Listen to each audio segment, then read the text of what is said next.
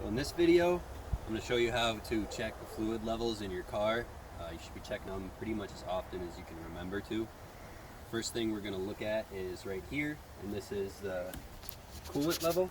Now the car is cold right now, it has not been run, and there is most coolants, they're like right here, it says cold full level, and it's got an arrow pointing to this kind of seam right there. So a lot of the times this one is low, you can see the coolant level is down there, it's supposed to be up here when it's cold.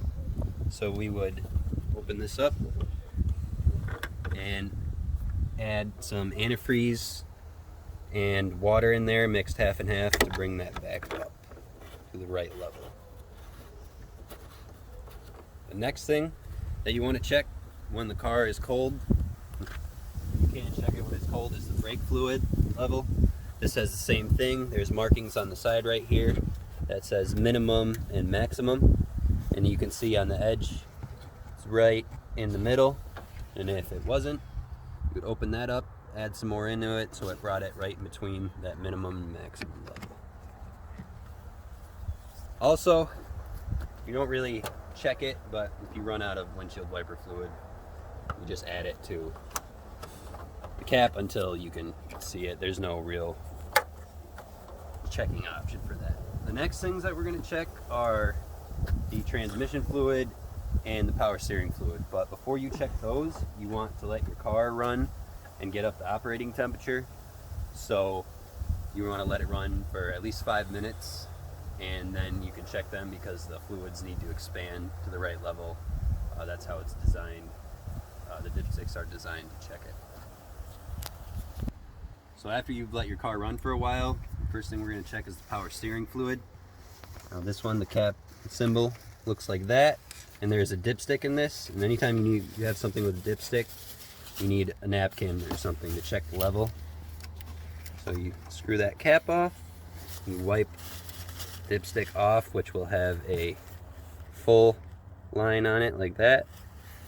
Put the dipstick back in, and then pull it back out and see where the fluid got up to. And like this one, it's to right about there. So it's got plenty of power steering fluid in this. And you put the cap back on. The engine will be hot when you're doing this, so try to keep your hands away from any of the metal parts. Next thing is the transmission fluid. Now, depending on what vehicle you have, like this is a Chevy truck, and the symbol for that looks like that. Yours may look different, and then some of them do not have a transmission dipstick in the engine. Some of them are actually on the transmission, which is a little bit harder to get to.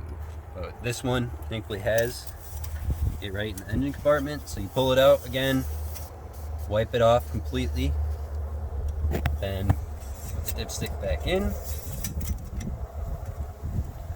and then pull it out again. You want to do it when the vehicle's on a level surface. And as you can see, this one, as long as it's right in between those two lines, you can see it, they're full. There's plenty of transmission fluid in this.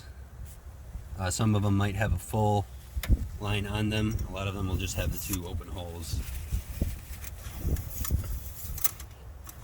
And if any of these fluid levels are consistently low, except for your windshield washer fluid, then there may be something with the actual things that they go to. Like if your coolant's low, you could have a leak in the system. If your transmission's low, you could have a leak in that. Same thing with the brakes, or the actual part itself might be malfunctioning. So it's important to keep checking them. So if you like the video, please give it a like, and if you have any questions, put them in the comments below.